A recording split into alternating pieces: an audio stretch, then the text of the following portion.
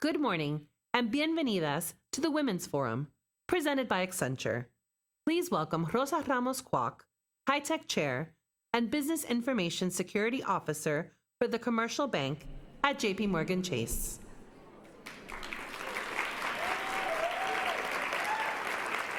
Buenos dias. Oh, buenos dias. How's everybody? Can you hear me? Oh, okay. One sec. How about now?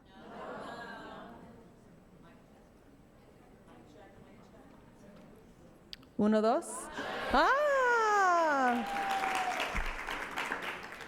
So, welcome. Bienvenidos. Bienvenidas. I know my A and O's in Spanish. So, how did everyone like yesterday? Okay.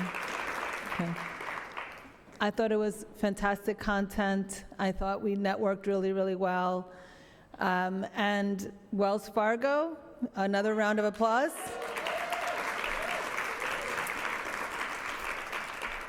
I want to also thank Accenture for hosting us. You have been a phenomenal partner, and I'm looking at Nelly right now because you are like the heart and soul of this partnership that we have with Accenture. And when we think about women supporting women, I can't think of anyone that does it better than Nelly. So we're always in for a treat. So I have the distinct honor and pleasure of introducing Jenny Flores, who is the head of Small Business Growth Philanthropy for the Wells Fargo Foundation, who will be giving some remarks. And again, I just want to thank Wells Fargo for hosting us, but hosting us in such a phenomenal way with all these wonderful venues, the reception last night, today, the breakfast, this space, because it allows our familia to connect, and we have to be grateful for those moments. So without further ado, is Jenny here? Here she is.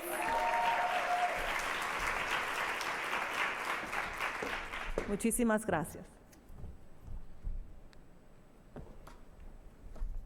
Buenos dias, amigas.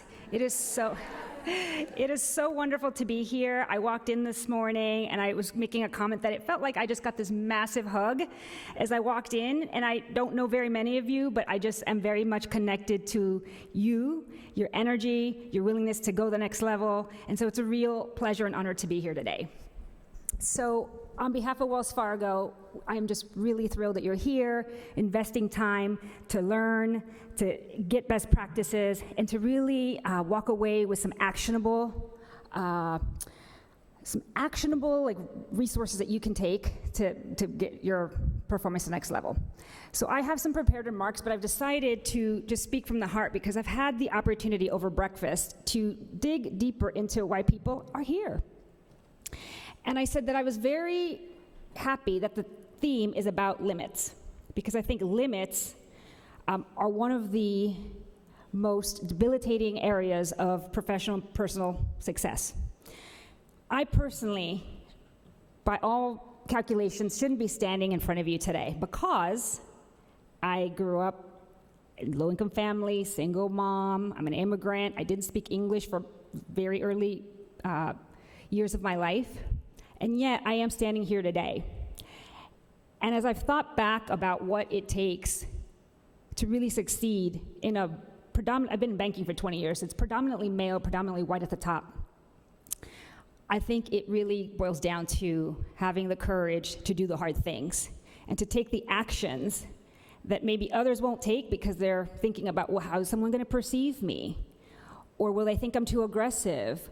Or this is not the way it's traditionally done in this company. But I am here to tell you that if you want to be living your best life, like reaching your highest potential, you will have to make those moves. And it's really important to surround yourself with women and networks who can help you think about what are the steps I should take, and then support you as you go down that path, because it can be very, very scary.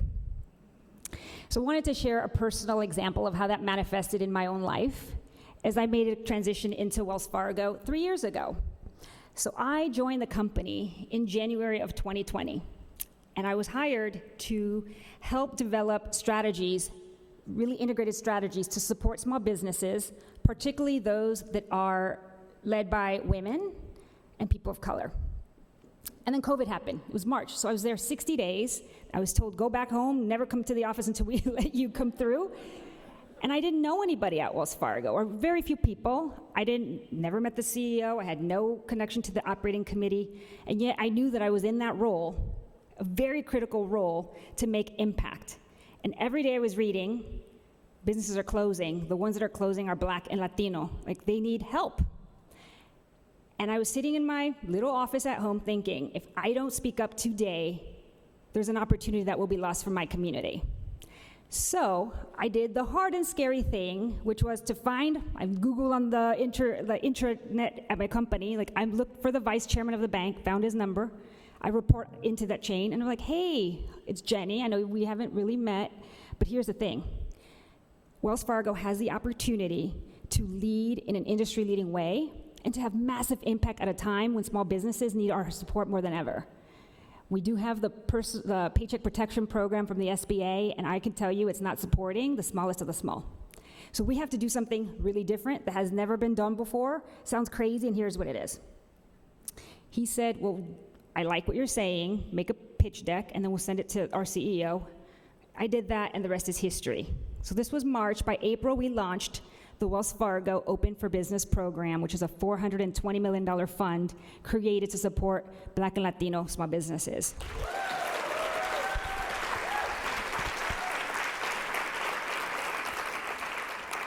And what I'm very, very proud of is that to date, we've supported 188,000 small businesses, maintain or create 266,000 jobs. Of those, 79% are people of color, 51% are women, and 72% are people who are low, moderate income. So if I had stayed quiet and was too afraid to reach out or to do the hard thing, which is to pick up the phone, and most people would say, you're crazy to call the vice chairman, you're crazy to dial the CEO, why are you doing that? You're not supposed to. Those limits that most people want to abide by, you will not get those big opportunities. So I encourage you, my greatest wish for you today is that you are able to be clear about what your vision is for yourself, and to create this momentum for yourself, surrounded by these wonderful women, so that you can reach your highest aspirations with courage and fortitude. So thank you so much. Thank you to Accenture and Nellie and Kate. I know you will share your wisdom in a moment. It is really a pleasure to be here. Thank you. At this time, please welcome to the stage Nelly Borrero, High-Tech Board Member and Managing Director, Global Senior Inclusion, Diversity and Equity Strategic Advisor at Accenture, and Kate Hogan, Accenture's North America West Market Unit Lead. Thank you. Wow, good morning, everyone. Thank you, Rosa, for the introduction earlier to the program. And Jenny, that was an incredible story. I mean, I just love that. The courage to just pick up the phone and impact so many, that's incredible. So before we get started, I want to thank Wells Fargo for hosting. I want to thank High-Tech, because I tell you, and I know people will see this, and I'm okay, no shame in my game. High-Tech is my favorite event. This focus on the women's program is incredible, and I look forward to doing it each time. I want to also recognize Susana and Carolina and other women in this room who are just doing incredible things with this partnership.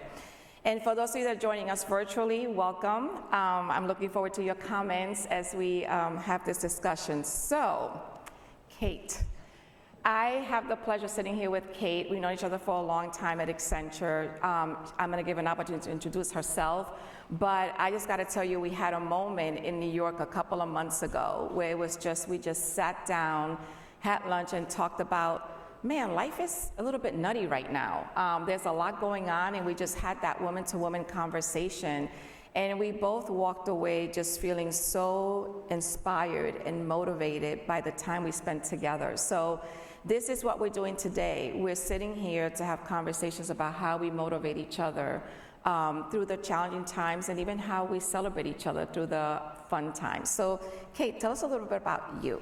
Well, before I talk about me, I have to say thank you. It's, it's just a joy for me to be here. Honestly, when Nellie calls, you say yes.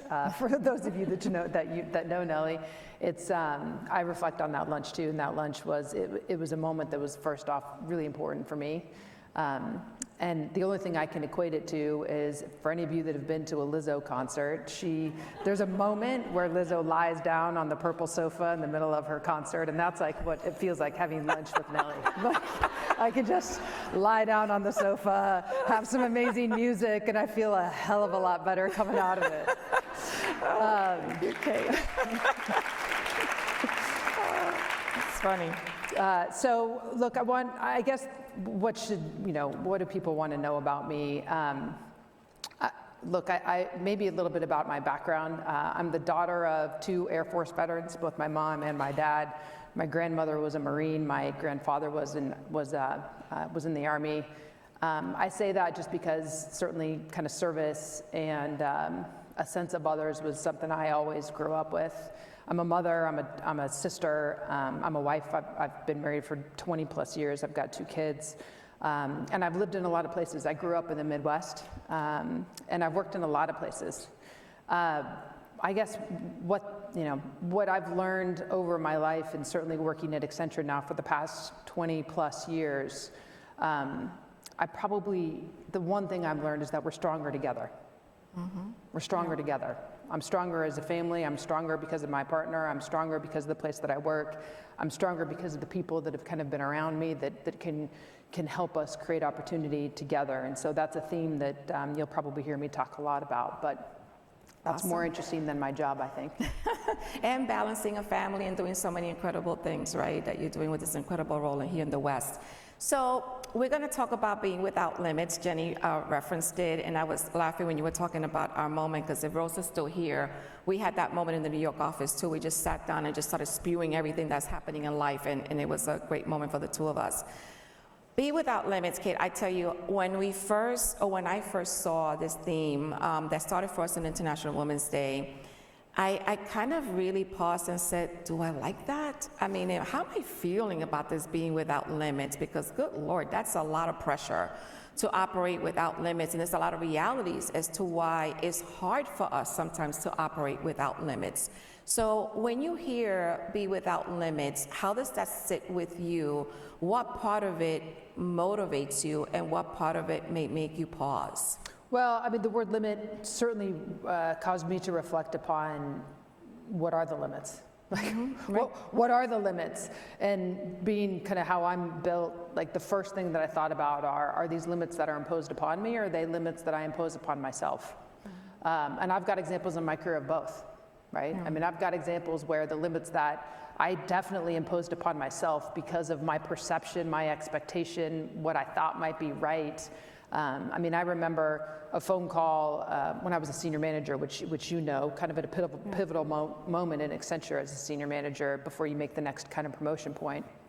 And I remember getting a phone call from a wonderful guy who said to me, hey, look, I have been waiting for you to ask for this next job. And it just never dawned on me that I should be asking for the next job, because I didn't think I was qualified for it yet. Mm-hmm. I didn't think I was ready. I didn't think I was qualified. And it was a moment of, boy, I put limits on myself. Like, I absolutely put limits on myself. But yet, thank goodness, Paul reached out and said, I've been waiting for you. And of course, I was thinking, I've got a brand new kid at home. Like, I'm trying to find a new way of living and working, like, with my husband. Like, I'm not sure this is the right time. And, you know, he nudged me forward, and I jumped into that, and it helped my career kind of take a really important turn, which led to good things. But so the word limit certainly made me reflect on that. But there are also very real limits that others put upon us as well. And I loved how Jenny talked about earlier, you talked about the banking system and who is leading the banking system. You and I have worked in companies that, and with clients where the power structure certainly feels like it provides limits, because we don't have a lot of places that we can look up to and see examples of ourselves in those situations. I'm thankful Accenture is slightly different. particularly with Julie. But, you know, those are real things, and trying to find paths to navigate through that. I mean, the other experience I've had is around finding a different path. I've had to forge my own path, as you know. Yep. What I've done at Accenture is there is not somebody else that's done what I've done.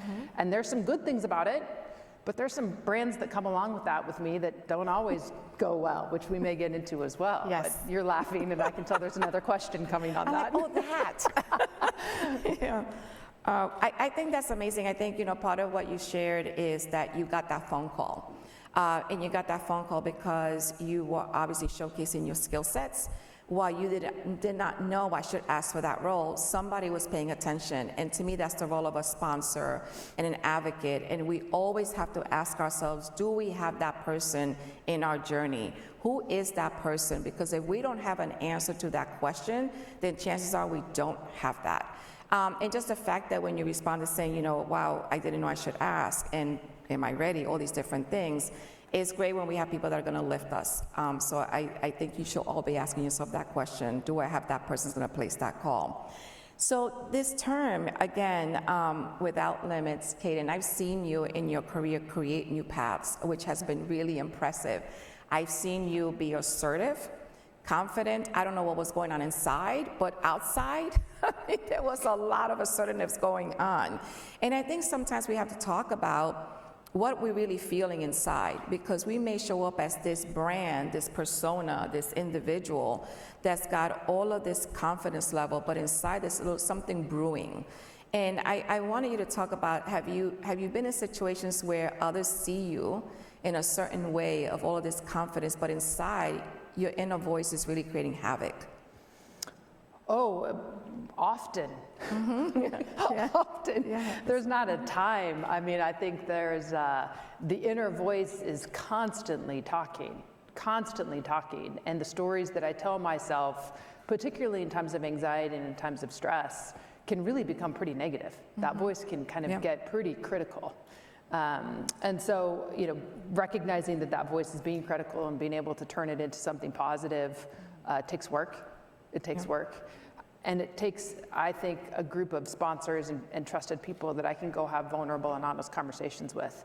I think I'm getting better at that, but I definitely think this is something I'm still working on as a leader, right? I mean, I think this is a journey, and Jimmy, who leads our North America business, is a great role model for that.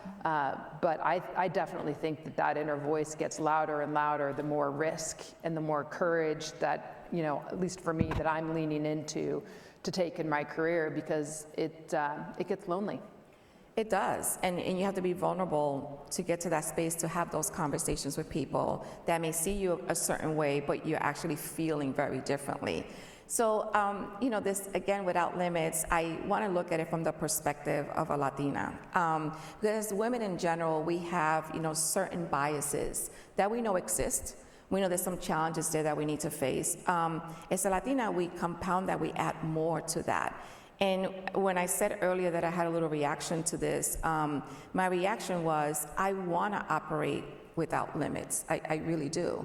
But I also have to be realistic in knowing that there's some biases that exist for me as a Latina with this accent, with different lived experiences. And how do I sort of focus on operating with such motivation and assertiveness, even though I know that others, to the point you made earlier, impact us. So as we think about this, one of the things that I've been working on throughout the years, really, in my career, is to say to myself, it's not going to bother me today. Today I'm going to decide that I am aware that there's some biases as I walked into this room, when I'm leading a call, when I'm presenting something, but I'm going to choose today, this is not going to bother me. It's not going to get in the way of me. Do you have those moments where you have to sort of tell yourself something to get through it? Oh, for sure. By the way, I love that one. I think I'm going to take that. I need a pen to write it down. For sure. I mean, I've got one right now. You and I were talking about a conversation I have coming up on Monday that's going to be quite intense. And, you know, one of the things I keep telling me is that group, my inner voice is getting pretty critical right now. And what I keep telling myself right now is that group wants me to be successful. They need me to be successful. Yes. They need me to be successful. Yes. And so that reframes the whole conversation about, like, we are going to be stronger together. You know, this group needs me and wants me to be successful. So now that allows me to come in a much different kind of positive, less defensive, right? Open heart, strong back kind of model that is what allows me to kind of move forward in a productive way. You know, I've been put in, maybe I shouldn't say it that way.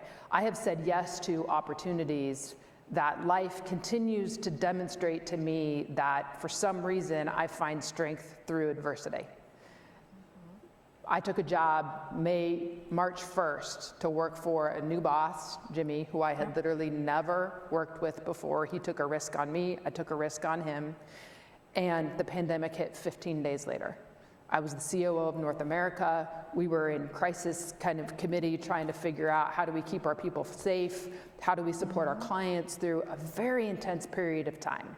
I grew a lot working with Jimmy and Yo and all of our leadership team in a moment that was so important to our people and to our nation and our world. And I spent 2 years and grew a lot in strength through adversity. And now I'm doing the same thing in the West job as you have seen, right? I mean, the market turning again at a pretty different time.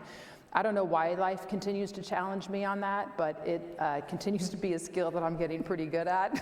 You are. I think you look for those challenges, Kate. I think you're like, challenge there, I'm going there. And I've seen you do that. It's interesting because you said how others need to make sure they see you or they experience you to be successful. And when you said that, I wanted to bring it back home to the audience here today. I feel that pressure, but I feel it in a different way. I feel that other Latinas need to see me be successful, because you start to create that role model experience. You start to create that knocking down some barriers and some biases that others have. Because if I'm not successful and I have all of this platform by which to be seen, then I've just done a disservice to all the women that look like me. So, and I feel that we show up with that pressure all the time, either as women when we're the first in the role, and then when we add to that the other component, the first Latina in anything, is an incredible amount of pressure because we have to be successful for others that are gonna follow. It's heavy, and you're right. And I'm so thankful, by the way, that you feel that and respond to the call. Yeah. I think it's really important. I also feel it's as important then to bring others along, right? I mean, you and I were talking about this a little bit earlier, but you talk about intention. Like, one of the intentions is not just to respond to the call, but it's also to bring people along. Absolutely. And it's interesting because when you bring other people along, and I don't know, Katie, if you've been through this, but I know I have experienced this, that we have teams that work for us, and we're giving opportunities for people to create this diverse environment. And then as a woman, you're gonna pull other women up. You're gonna pull people up in general. I'm gonna pull people up, and I'm gonna pull people of color up in general. But there is this sort of like lens that we have to experience when people say, oh, there they go, they're pulling all the women. Oh, you took the words out of my mouth. Yeah. Oh, there they go, they're pulling all the people of color. And we have to sort of pause and go into that courageous, assertive decision process to say, yes, I am pulling people up because they're great. And by the way, I have a lens to ensure that we're increasing the diversity of this team and this representation. But it takes courage to do that sometimes when you know that people are gonna have this perception that you're doing it because there's a similarity. You're absolutely right. You're absolutely right. I mean, you literally took the words out of my mouth, and it's, and I see it happening on both sides. I see it as you're describing it, but then I also have personally encountered situations of, well, why aren't you considering, so-and-so? And you have a bias against so-and-so.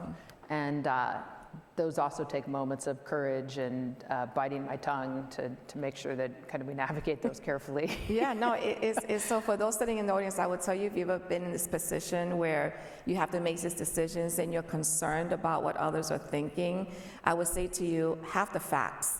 Because I'm always loaded with facts. I live through facts. I mean, I over-rotate in facts. But I do that because I want to make sure that I am able to respond to those that have questions, and they will have questions. And it's okay. I mean, we work in an environment that we welcome questions. Challenge me. I love being challenged. You love, all of these challenging roles that you have, and I love people challenging me because I think it really creates an environment where you can actually showcase the facts. So I think as you're thinking about this, keep that in mind. So we talked a little bit about intention already, Kate. But I have to ask you, right, you have this incredible role. You continue to do amazing things within Accenture, outside of Accenture. Was your intention to get to this level? Oh gosh, no. No, my intention was never to get to this level. It's never been about a level for me. My intention was never necessarily to be living in California, right? Nor was it to move 3 times in my career. My intention was to create value and be valued, really simply, right? I like to work for people, and I like to work on teams who see that I'm bringing value to the table. I find that really motivating. And I like to do work that's valued by others. And so the role and the promotion actually was never the outcome. It's been an incredible journey. But it's the people, it's the impact, that's what's motivating, and that's what's far more interesting for me. I genuinely love putting together teams and finding the best out of people and creating opportunity for them to do the next thing. And that's why client service has been so fun, because we get to do it across teams there. Was there ever a time, and I think, this is a conversation where it's gonna create some transparency, so we'll see how comfortable Kate is with this transparency. But was there ever a time that you felt like, oh man, I'm not gonna make it. This is just not gonna work for me. This role is really hard. That you really had to really dig in to be able to say, you're gonna get through this? Well, I mean, I feel that way right now in the job that I'm in, right? I think there's a lot of digging in right now, given some of the macro uncertainty in the market right now. There's a lot of that. I'm very curious if you've got like a specific story you wanted me to get to, because I'm like, oh my gosh. It's like, what are you talking about? So I think there are often moments. There's certainly moments of I gotta dig in, and how and maybe uncertainty about the path isn't entirely clear about how am I going to get through this. And so in those moments, I suppose I fall back on, how do I make day-to-day, like step by step kind of progress, and just take one step in front of the other to kind of get through those. And it takes trust, and it takes leaning on a few good coaches that you can test and check your thinking with along that path. But I guess I can think of many examples where I've lived in that. There are not many things that I've done that have been a clear-cut, easy path forward. Yeah, it's great that you say you live it day by day, because I remember for me, when I had to go and do some work in this particular country outside of the US, and I knew that it was going to be very difficult. And I was just like, how am I going to get through this? I landed, tried to get myself together, went into the office. No one wanted to talk to me, because they knew I was there to really change things and agitate and disrupt, which I love agitating and disrupting as long as it's with good intentions. I'm all about it. And I remember going in the first day and just feeling really defeated, like just feeling like, oh man, I'm physically tired. This is going to be hard. I'm gonna try to get some rest. Didn't sleep. Got up and looked at myself and I said, who are you? What's your brand? And I'm like, courageous. That's your brand, that's who you are. So why are you not showing up that way? Well, let me tell you, I went into that office that day. It's like, part the seas, I am coming. I am about to take over this country. And it was definitely, the empowerment that I felt, Kate, was incredible. And that's when I discovered this really important thing, that you can't wait for anyone to make you feel empowered, period. You gotta empower yourself. Even when you're doubting yourself 100%, you have to do that. So have you ever had that moment where you're like, I empower me? Oh, absolutely, for sure. And the story that Jenny talked about earlier really resonated with me, right? The point of, this seems so obvious to me. It seems so obvious to me that we need to be helping small businesses in these communities, particularly at that moment. And oh, by the way, I've got the idea on how to do it, and I've got the access to get it done. Right? Like, that story really resonated for me. And I definitely have examples of, where nobody else is going to come fix it for you. That's right. No, nobody else is coming. There is no cavalry. There is no army back there. Like, this is you, and you got to go figure this out. And so I've definitely had that, those stories of you got to figure it out. And the reality is that you know your business, or you know the situation, or you know the problem the best, that nobody else is going to actually have the ideas and the creativity on how to get through it. And so I think that's really true. The other thing that, as you were talking about, that went through my mind was, this probably has gotten more comfortable over time, but knowing when to say no. Oh, yeah. Learning how to say no. I've said no more than I've said yes in my career. I've had people ask me to do things, you're probably aware, kind of inside the company, that I'm like, no, that's not the right next job for me. And I love that you have that confidence, because I tell you, going back with a Latina lens, we are culturally, and I won't say everybody, for a lot of us, because I want to make sure that there's diversity even within our culture. But for the most part, we're raised to say yes, right? To please, to not disappoint, to bring everybody along, and is everybody okay? And not are you okay? Is everybody around you okay? And I found early in my career, I was such a yes person. Yes, at the expense of me, right? And I finally had to get to that point and say, that little word is so little, but it's so powerful. I have to learn how to say no. And by the way, not feel guilty while I'm saying it, because in the guilt would just drive me nuts. And I said, I'm injected with a guilt gene. I just am. So I'm going to open it up for questions as well, because I want to make sure that we answer some questions that you may have. So if you have any questions, feel free to ask. I think there's mic stands if you want to go use those. But I have to tell you, Kate, from that word no, I remember at one point in my career, at the time the COO, which was Steve Rohleder back in the day, we were together in St. Charles in Illinois, and he just said, Nellie, how you doing? And I'm like, well, not good. And poor guy had no idea what he was getting into. So he goes, okay, how can I help? I said, well, yeah, you need to help me. And he's like, what's going on? I said, I haven't taken a vacation, and I'm tired, and I have all these things going on, and I'm just my goodness, just spewing it all out. Like, obviously no one had coached me how to talk to a COO. And then he said this, he goes, well, whose fault is that, Nellie? And I'm like, yours. So he said, no, it's yours, because you haven't created boundaries. Yeah. And he said to me, unless you create boundaries and respect them yourself, don't expect me or anyone else to respect them. Yeah. And that was the greatest lesson. So the funny thing is, that to make matters worse, he said, and by the way, I'm the CEO of a global organization, and I just took 2 weeks off. And the company did not fall apart. Nellie, I think you could take a week off. And it was the realization that I'm doing this to myself, because I wanted to be, let's face it, at the time we didn't have that whole acronym FOMO, fear of missing out. That was me back in the day. I didn't want to miss anything, any moment, because, I just felt I had to be everywhere. And that conversation for just how you're doing to like, I'm not doing well, just changed my whole perspective. And have you had those moments where you've had conversations with leaders, you're like, oh, I should have said something different? Oh, well, it took me many years to learn how to say no. It took me many years to learn how to say no. And then I learned how to say it, and it gets a lot easier to say once you learn how to say it. But I will tell you, one of the things I've been reflecting about is, we all get 24 hours in a day, and back to this conversation of limits, right? Without saying no, you really may not be getting the best out of the 24 hours you're given. Yeah, because you may be filling it with things that you feel responsible to say yes to, but actually you're not making the biggest impact in. And that's something that I'm constantly wrestling with is my day, am I putting the time at the things that I can make the most impact and make the biggest value in? And if not, boy, I gotta say no. I gotta say no a heck of a lot more. And so I think for me, that's an ongoing struggle. It's a discipline you gotta keep refreshing. So we have a question here and here. So I see that's Angelina back there, right? Yes.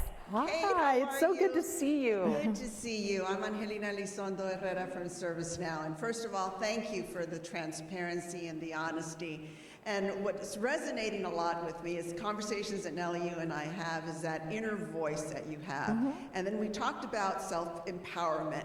So I'd love for you both just to take us through what you go through when that inner voice is super loud and you're about to go into that big presentation, that big meeting. What do you do? What's your process in the morning to empower yourself? You want to go first? I'll tell you a very real story. And during the pandemic, as I stepped into one of these strength and adversity roles that I was walking through, I literally had sticky notes. I literally wrote sticky notes with positive kind of language or beliefs.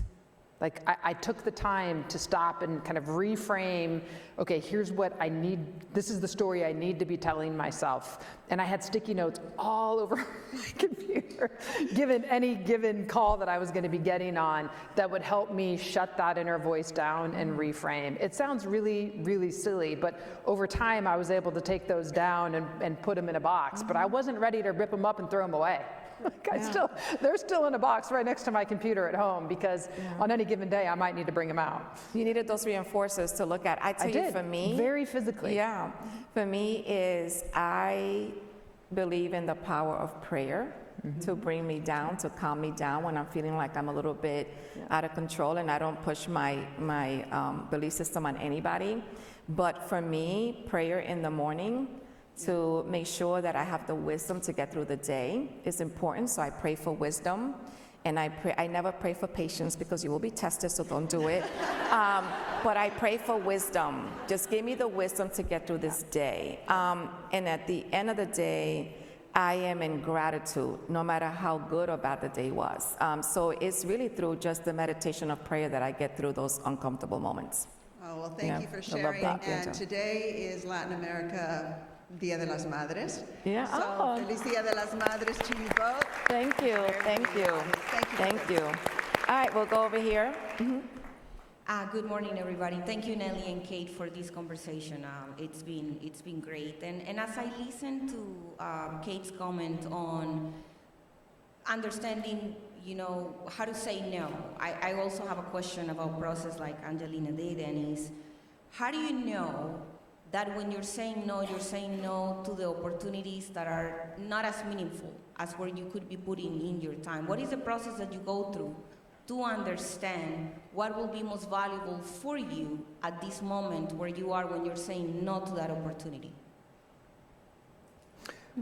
I can give you a few stories. One of the first times I practiced saying no was when I got a phone call to move my family to Louisiana, which was going to be pretty difficult because the opportunity for my husband, who also worked, was really not going to be as viable as it was in the city we were living in at the time. And I remember when I got this phone call, it was very clear to me at the moment that the phone call came, and I had anticipated it coming, and I understood why it was coming. The client that I was supporting at the time had moved their headquarters there, and we always want to have our people close to where headquarters are and leaders are with our clients.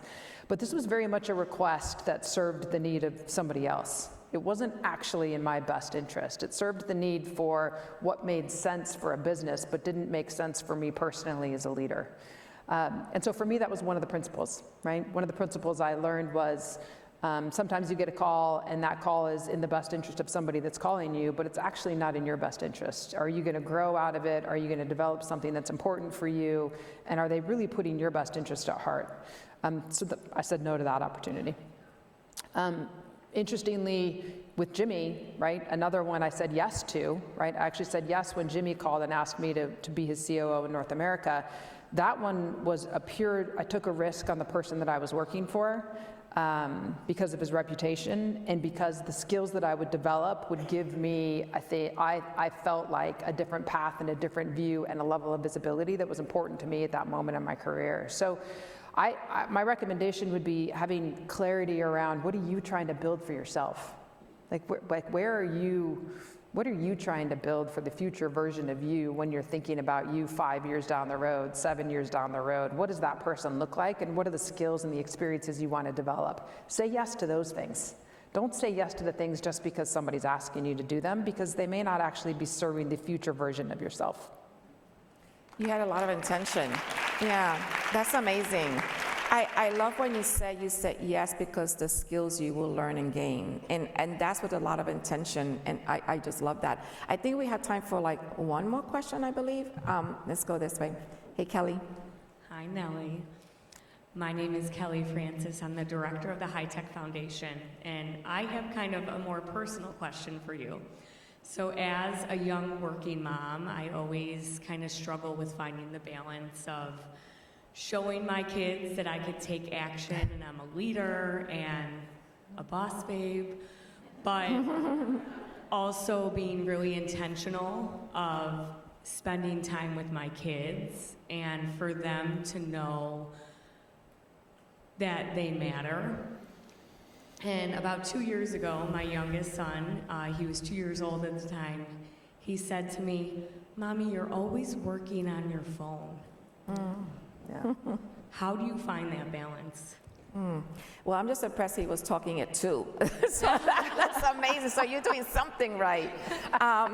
So Kate, do you want to start? And I'm happy to share a little bit too. Sure. My heart can be in one place. And I learned that pretty early on. Some of you have heard me tell a story about my firstborn. Both of my kids were in daycare, but I picked my son up. He was the last kid to be picked up at daycare. Yeah. And so I learned early on, my heart can be in one place. And if I need to be at that Christmas pageant, or if I need to be at that sports game because that's where my heart is at the moment, then I'm going to be there. And if and there are plenty that I miss. there are plenty that I miss. Yeah. But if my heart is like there and my mind is there because I wish I was there, then that's where I'm going to be, and work will be fine. Yeah, I love that. This is such a hard question because it's so different for everybody, Kelly, but I will tell you that I had a rude awakening with this, and it was probably the best thing that happened to me, which was I always used to say, I used to fool myself in saying that when I'm home, I'm present.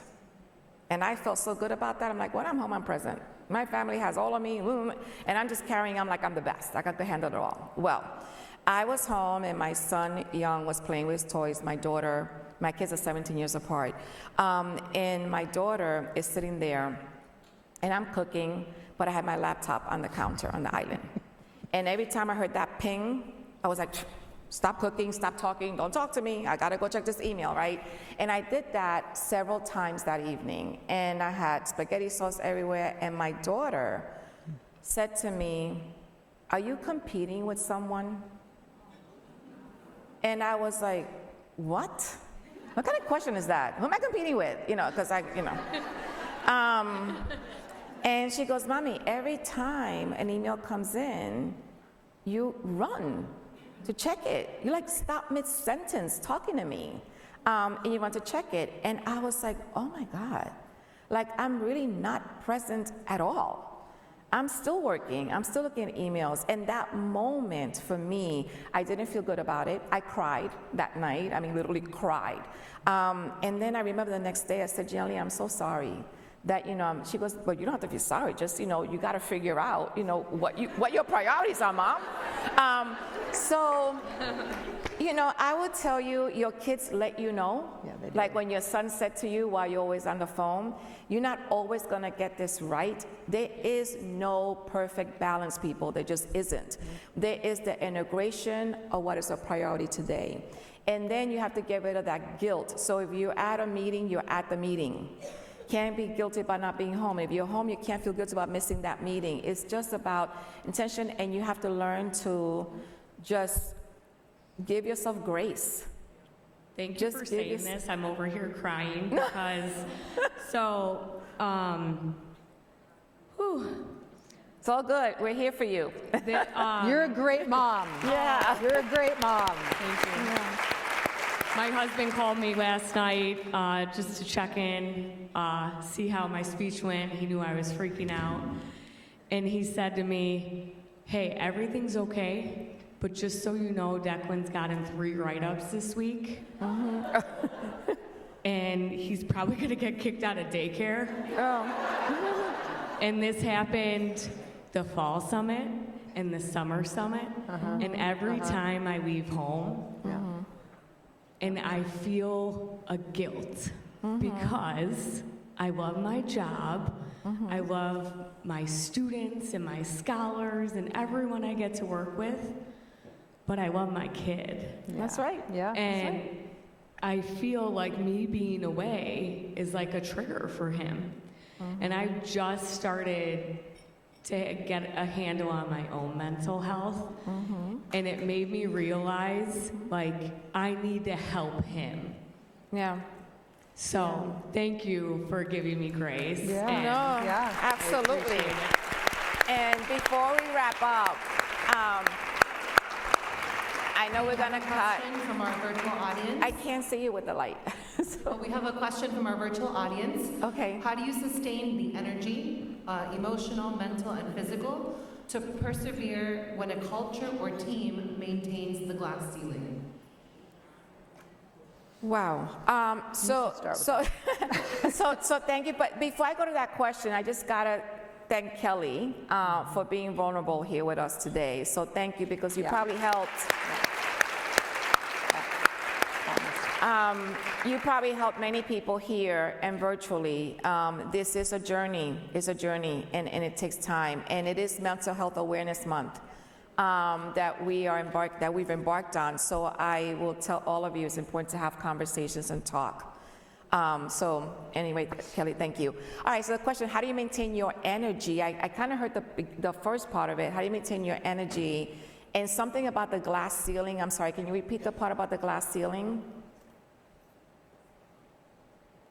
I'll start with, okay. I think it was while teams are. Let's go with energy. Yes, it's how do you sustain the energy, emotional, mental, and physical, to persevere when a culture or team maintains the glass ceiling? And this was asked by Jennifer Mokari Hamid, our virtual audience member.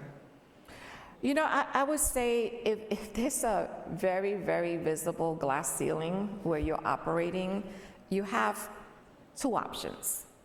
One option is to make either decision that you are going to push your way through it, or the other option is decide to go where there isn't one and you're valued and appreciated. Because, I mean, these are choices we have to make. The choice we cannot make is sit somewhere where we're not valued and sit somewhere where we know we're not going to grow, because our skills are surely valued someplace else. And going back to mental health and going back to this integration, we gotta be where we feel like we belong, and we have to be where we feel that we're meeting our goals and aspirations. And if it's not there, then ask yourself, why? Are you still there? Can you change it? Do you want to change it? Or is it time for you to pursue some other opportunity? But the energy part, and Kate, and then I'll go over to you, the energy part, I will tell you, it is a constant battle. It really is, because it goes back to, again, how much effort are you going to put into everything that you do? My energy level and my mental and spiritual and all that really comes again through my power of being in touch with my spirituality. And I was just talking to Yesenia this morning and telling her that I went to the doctor, and he was like, what in the world happened to you? And I had to sort of address that, right, from a medical perspective. So I think you just have to be aware and have honest conversations with yourself. How am I feeling? Not good? Well, what are you going to do about it? Nothing or something? So I think we owe that to ourselves to really sustain that energy through our own conversations. I thought that was a beautiful answer. Thank you, Kate. I would add, I'll add just some, I guess, lived examples here. I've spent a lot of time thinking about where I get energy. And for me, I get energy in a few places. I get energy by being valued. And so I think about who are those people that I feel most valued by. And in moments where I'm feeling down on my energy or not feeling great, I will spend intentional time with those people. Second, I get, I sleep. I sleep. Yes. I do not put a badge of honor around, oh, I only sleep, 5 hours a night or 4 hours a night. Like, no. I need my sleep. I get energy from my sleep, and so I sleep. I sleep. I learned that as a new mom, by the way. That was a very difficult lesson with the doctor when I was in tears, and a doctor said, That's right. "You need sleep." And I said, no, something is wrong with me physically. You need to prescribe me something. And he said, "No, you need sleep." He said, "Go give that baby to somebody else in your household. You go to sleep." And he was right. So I sleep. So people that value me and sleep go a long, long way. And of course, I do get energy if I can find time to exercise. I love that you shared that about the sleep, because I remember when you and I had this conversation about you thinking something was wrong and you needed some prescription, you needed something, and the doctor was like, "No, Kate, you just really need to go sleep." And just having the opportunity to say to yourself, "I am going to ask for help. Someone has to watch my child, because I need to recover and I need to get this sleep in." So I love that story. Every time I hear it, I always love that you share that. So I think we've come to the conclusion of this session. For those of you that joined us virtually, thank you for joining us. Thank you for the questions that came in. And I really hope you have a great rest of the day. And thank you for joining the High Tech Women's Breakfast.